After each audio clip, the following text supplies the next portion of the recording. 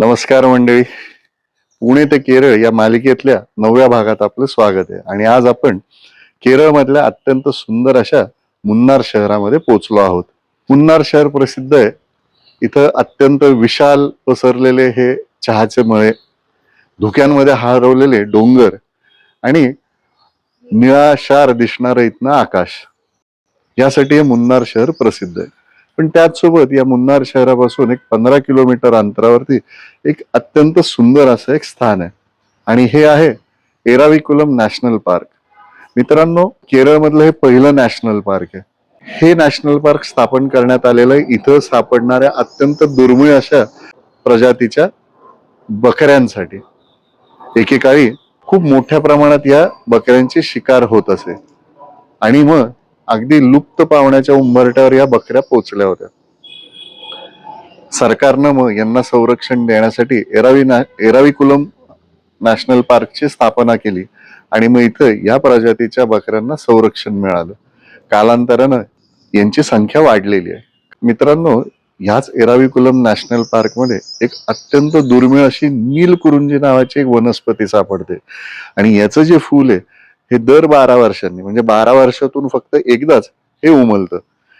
ते जे ठिकाण आहे ते पण आपण आज बघणार आहोत. चला तर मग माझ्यासोबत केरळच्या मुन्नार मधल्या एराविकुलम नॅशनल पार्क मध्ये.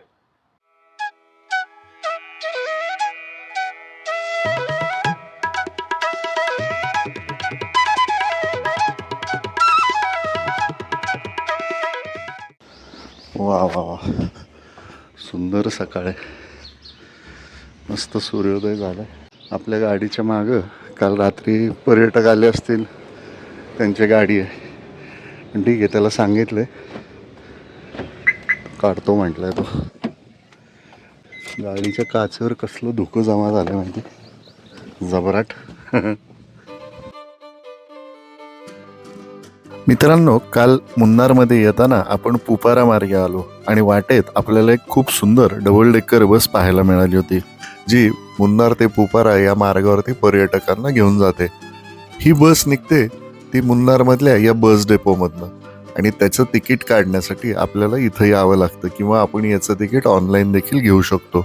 या बस डेपोमधनं मुन्नारमधल्या 4 विविध मार्गांवरती बसेस जातात.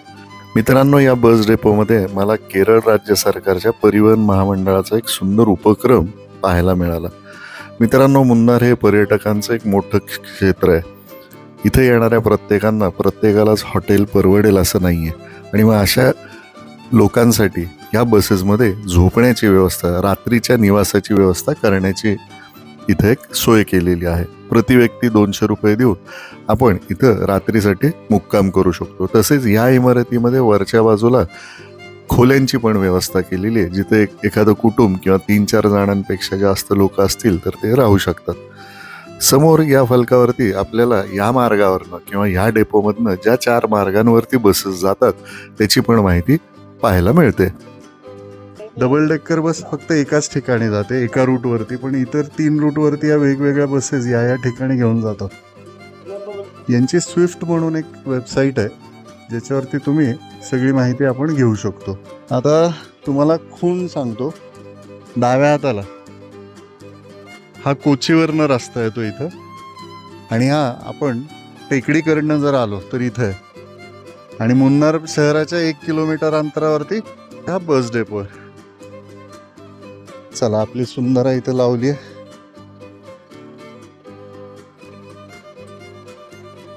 मित्रांनो, मुन्नारमध्ये कडाक्याची थंडी आहे. काल रात्रीचं तापमान साधारण 5 अंश वगैरे होतं आणि अशा या सुंदर थंडीत मी प्रवासाला निघालोय मुन्नारपासून साधारण 15-18 किलोमीटर वर असलेल्या एराविकुलम नॅशनल पार्कमध्ये. मुन्नारमध्ये फिरायचं असेल तर मुन्नारचे 4 दिशेला जाणारे जे मुख्य रस्ते आहेत त्या 4ही रस्त्यांवरती वेगवेगळी खूप सुंदर अशी ठिकाणं आहेत आणि त्यातल्याच एका सुंदर मार्गानं काल आपण मुन्नारमध्ये दाखल झालो आणि त्याची सगळी माहिती कालच्या एपिसोडमध्ये आपण बघितलीच आहे. सकाळी 7:15 मी निघालो आणि साधारण 7:45च्या सुमारास मी एराविकुलम नॅशनल पार्कच्या द्वारापाशी पोचलो. मित्रांनो, लवकर पोचण्याचं एकच कारण होतं, कारण इथं पर्यटकांची प्रचंड गर्दी होते नंतर. माझ्याकडे स्वतःची गाडी असल्यामुळं मी इथं वेळेत येऊ शकलो. 7:45 झालेत. 8ला हे गेट उघडतात आणि मग आपण आतमध्ये तिथे गाडी लावू शकतो. आणि वरती तिथे एक बस आहे आपल्याला, तशी ती बस घेऊन जाणार आहे. दक्षिण भारतातला सर्वात उंच शिखर आहे तो अनुमडी. 8,500 फुटांवरती आहे. काय सुंदर आहे सगळं. मुख्य प्रवेशद्वारातनं आतमध्ये आल्यावरती डाव्या बाजूला ही जी इमारत दिसते, इथं आपल्याला तिकीटं मिळतात. आपण इथं तिकीटं ऑनलाईन किंवा ऑफलाईन दोन्ही प्रकारे घेऊ शकतो. पण आपण जर का माझ्यासारखं येणार असाल लांबून, तर शक्यतो ऑनलाईन तिकीटच बुक करावं. कारण आपण जर इथे येऊन तिकीट घेण्याचा विचार करत असाल तर गर्दीमुळे बराच वेळ तिकिटांसाठी लागतो. यातली एक बस, याच्यामध्ये आपल्याला बसायचं आहे. या बसेस वरती 4 किलोमीटर वरती डोंगरात घेऊन जातात आणि तिथून पुढं 1 किलोमीटर आपल्याला चालायचं असतं. मित्रांनो, मी सकाळी 7:30 पावणे 8च्या दरम्यानच इथं पोचलो होतो. त्यामुळं पहिली जी बस आहे 8 सव्वा 8ला निघणारी, त्या बसमधून मला वरती जायला मिळालं. प्रवास सुरू होताच आपल्याला डाव्या बाजूला सुंदर हिरवागार गालीच्या पसरलेल्या या चहाच्या बागांचं दर्शन होतं आणि उजव्या बाजूला पश्चिम घाटाचे अथांग मोठे शिखर आपल्याला पाहायला मिळतात.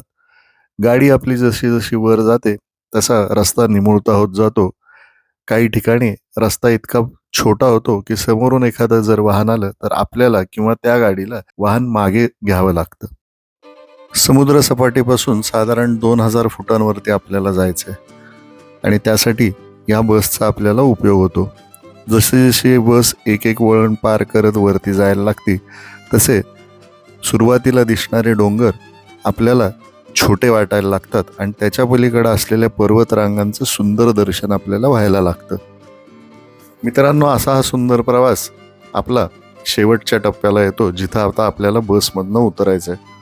ही बस आता आपल्याला इथं सोडते आणि इथून आपल्याला पुढं 1 ते 1.5 किलोमीटर चालत जायचं असतं. बसच्या बाहेर असलेल्या या सुंदर इमारतीमध्ये एराविकुलम नॅशनल पार्कच्या इतिहासाची माहिती मांडण्यात आलेली आहे चित्र स्वरूपांमध्ये, आणि ही माहिती आपण इथे येऊन घेऊ शकतो.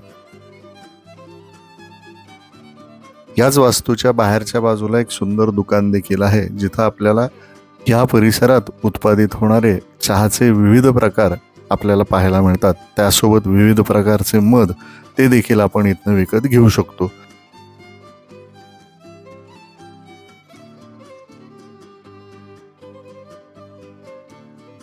इथून बाहेर पडल्यावरती समोरच आपल्याला एक छोटंसं प्रवेशद्वार दिसतं. या प्रवेशद्वारातनं आपल्याला आता चालत जायचं आहे. ते साधारण 1 ते 1.5 किलोमीटर अंतर, आणि हे अंतर अत्यंत सुंदर अशा निसर्गातनं जात आहे. समोर जो रस्ता दिसतोय त्या मार्गाने असं आपल्याला वरपर्यंत चालत जायचं आहे. असं वरती आणि त्याच्यावरती असं चालत जायचं आहे आपल्याला.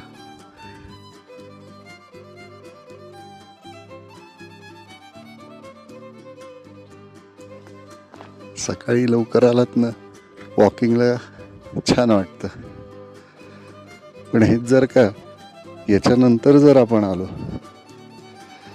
9 साडेनऊ नंतर, मग मात्र उन्हाचा चटका बसणार आहे. मित्रांनो, एक गोष्ट प्रामाणिकपणे कबूल करायला पाहिजे की इथं मिळणारी अत्यंत शुद्ध स्वच्छ हवा, सुंदर सूर्यप्रकाश आणि अत्यंत शांत असं हे वातावरण खूप सुंदर अनुभव आहे बरं का हा. ह्याच नॅशनल पार्कमध्ये दक्षिण भारतातला सगळ्यात मोठा शिखर अनुमुडी आपल्याला पाहायला मिळतो. मल्याळम भाषेतला अर्थ आहे हत्तीचं कपाळ. हत्तीच्या कपाळाच्या आकाराचा हा पर्वत भासतो, म्हणून याला अनुमुडी म्हणतात. तिथे एक रस्ता आहे, तिथे वाहन जाते. हवेत प्रदूषण जर नसेल तर इतक्या लांबचं हे दृश्य आपल्याला अगदी स्पष्टपणे पाहता येतं. या सुंदर वातावरणातनं प्रवास करत पुढे चालत गेलो आणि थोड्याच अंतरावरती डोंगराच्या उजव्या बाजूला मला या सुंदर निलगिरी तहरचं दर्शन घडलं. याचसाठी पर्यटक इथं येतात. बऱ्याच जणांना प्रश्न पडतो की या बकऱ्या बघण्यासाठी काय यायचंय. मित्रांनो, ही जी प्रजाती आहे ही जगातल्या अत्यंत दुर्मिळ प्रजातींपैकी एक आहे आणि याचं मूळ अल्प्स पर्वतरांगांमध्ये सापडतं. ह्या प्रजातीच्या बकऱ्या ज्या आहेत ह्या अल्प्स पर्वतरांगांमध्ये सापडतात आणि त्यांचा जर इतिहास आपण पाहिला तर हजारो वर्षांचा प्रवास करत त्या भारतातल्या या पश्चिम घाटांतल्या पर्वतरांगांमध्ये स्थायिक झाल्यात. या व्यतिरिक्त या कुठेही आढळत नाही. इंग्रजांच्या पूर्वी हा संपूर्ण परिसर जंगलानं वेढलेला होता. हे जंगल पण अत्यंत खास आहे, याला शोला फॉरेस्ट म्हणतात आणि या शोला फॉरेस्टची खासियत अशी आहे की इथं आढळणारी जी वनस्पती आहे ती देखील अत्यंत दुर्मिळ अशी आहे. इंग्रज आल्यानंतर इथं मोठ्या प्रमाणात त्यांनी चहाच्या लागवडीला सुरुवात केली आणि वृक्षतोडी म्हणजे जंगल तोडीला सुरुवात झाली. एका बाजूला जंगल तोडलं जात होतं आणि त्याचसोबत ह्या बकऱ्यांची मोठ्या प्रमाणात शिकार देखील केली जात होती. याचं प्रमाण इतकं वाढलं होतं की एका क्षणाला असं वाटायला लागलं होतं की ही प्रजाती पृथ्वीवरनं नामशेष होणार आहे आणि मग मात्र सरकार खडबडून जागं झालं आणि साधारण 1975 मध्ये या नॅशनल पार्कची म्हणजे एराविकुलम नॅशनल पार्कची घोषणा करण्यात आली आणि इथं असलेल्या या निलगिरी तहर प्रजातीच्या बकऱ्यांना संरक्षित प्रजाती म्हणून घोषित करण्यात आलं. त्याचसोबत यांच्या शिकारीवरती संपूर्णतः बंदी घालण्यात आली आणि त्यानंतर या बकऱ्यांना एक मोठं जीवदान मिळालं. मित्रांनो, आज या प्रकल्पामुळे साधारण 800च्या वर यांची संख्या गेलेली आहे आणि त्यामुळे या दुर्मिळ प्रजातीच्या बकऱ्यांना पाहण्यासाठी जगभरातून पर्यटक इथं येत असतात. मित्रांनो, ही पाऊलवाट चालत असताना आपण जर का दमला असाल तर इथं अत्यंत सुंदर नैसर्गिक पाण्याचे झरे वाहताना दिसतात आणि हे पाणी आपण पिऊ शकतो. वर्ण डोंगरात नाही येत आहे ते. दमलेल्या पर्यटकांसाठी असे हे सुंदर विश्रांती थांबे देखील वाटेत जागोजागी आपल्याला पाहायला मिळतात.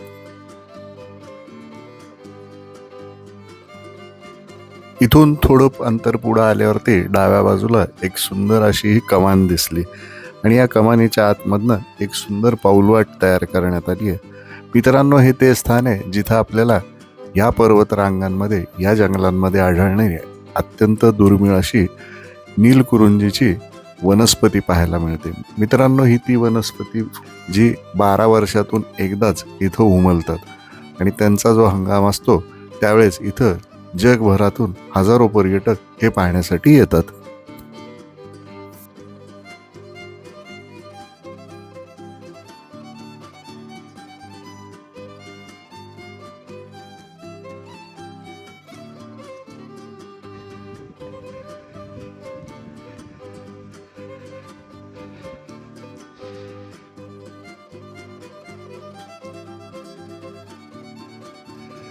आणि हे शेवटचं पॉईंट आहे, म्हणजे इथून पुढं पर्यटकांना परवानगी नाही आहे जाण्यासाठी. इथून पुढं आपल्याला नाही जाता येत.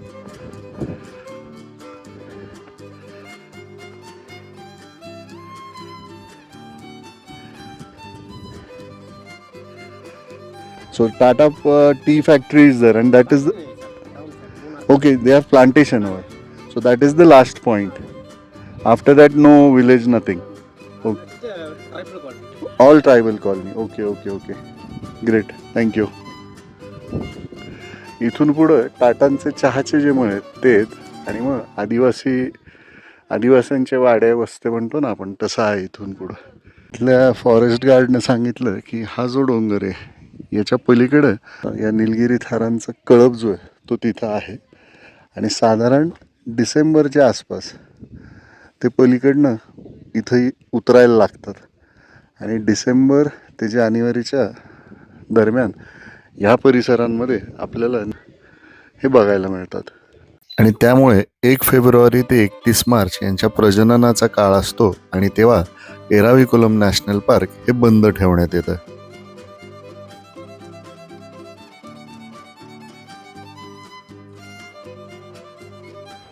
आपण जर का मुन्नारमध्ये येणार असाल तर इथं आवर्जून या आणि तेही सकाळच्या वेळेत या. आपण आता उंचावर आहोत, कोवळं ऊन, गार वारं. हा प्रवास हे 1 ते 1.5 किलोमीटरचा ट्रेक आहे, आपल्याला चालायला लागतं. तो आपण व्यवस्थित करू शकतो. हेच जर का आपण दुपारनंतरच्या वेळेत आलो तर हे चूक आपल्याला त्रासदायक ठरू शकतं. 200 रुपये प्रति व्यक्ती तिकीट आहे. ऑनलाईन आपण याचं तिकीट काढू शकतो. याची माहिती मी व्हिडिओमध्ये देईनच, याची लिंक पण देतो. आणि मुन्नारमध्ये इतर बरीच ठिकाणं आहेत, म्हणजे बॉटॅनिकल गार्डन्स आहेत, टी फॅक्टरीज आहेत, चहाचे मळे आहेत, असं बरंच काही इथं पाहण्यासारखं आहे. पण आपण हे जे आहे मुन्नारमधनं एरविकुलम नॅशनल पार्क सुंदर आहे आणि आवडेल तुम्हाला. काही नाही तरी ह्या निसर्गातनं चालायला फिरायला एक 1.5 किलोमीटर चालणं हे पण अत्यंत एक सुंदर अनुभव आहे. तर हा अनुभव तुम्ही घ्यावा असं मला वाटतं. तुम्हाला म्हणालो तसं यांची संख्या आता इतकी वाढली आहे की ते आता माणसाळलेत, त्यांना मनुष्याची भीती उरलेली नाहीये. सगळ्यांना शोधायला वरती गेलेत, हे खाली आलेत. मित्रांनो, अशा पद्धतीनं एराविकुलम नॅशनल पार्कची ही छोटी सफर घडवून मी आता पुन्हा माझ्या हॉटेलकडे जाण्यासाठी निघालो. त्यासाठी आपल्याला या अशा बसमधनं पुन्हा खालच्या बाजूला यायचं आहे, जिथं पार्किंगमध्ये मी माझी गाडी लावली होती. एराविकुलम नॅशनल पार्क फिरून झाले. दुपारचे 12 वाजत आलेत. ढगाळ वातावरण होत आले. पहाटे 5ला उठलोय. आता बॅटरी डाऊन आहे, थोडा वेळ आराम करतो आणि मग आपण भेटू. सकाळी आलोय हॉटेलवरती, म्हणजे सकाळी 11:30 पावणे 12ला आलो त्या wild life Eravikulam national park मधलं. त्यानंतर झोप लागली, झोपलो. त्यात तर 3:30 वाजलेत आणि उठलोय दुपारचे 3:30. गडबड अशी झाली की थोडं फूड पॉइझनिंग झालंय असं जाणवत आहे, थोडा त्रास झालाय. काय झालं की ते 8-10 दिवस बाहेरचंच खाणं आहे, म्हणजे बाहेरचंच जेवतोय रोज. आणि ते आता इथं वातावरण एकदमच, सकाळी मी तुम्हाला दाखवून तोंडातून वाफा जशा निघतात, अत्यंत गार आहे. मुन्नार हिल स्टेशन असल्यामुळे इथं प्रचंड थंडी आहे. आणि मागचे 7-8 दिवस समुद्राच्या जवळून प्रवास होत होता, गरम होत होतं, असं विचित्र वातावरणातनं प्रवास झालेला आहे. थोडा त्याचा शरीरावरती इम्पॅक्ट होतोच म्हणा, तो माझ्याही झालाय. म्हणजे त्यामुळे आज आता बाहेर काही पडत नाहीये कुठं. मला औषध दिलीच बायकोनं, ती घेणार आहे आणि पुन्हा आराम करणार आहे.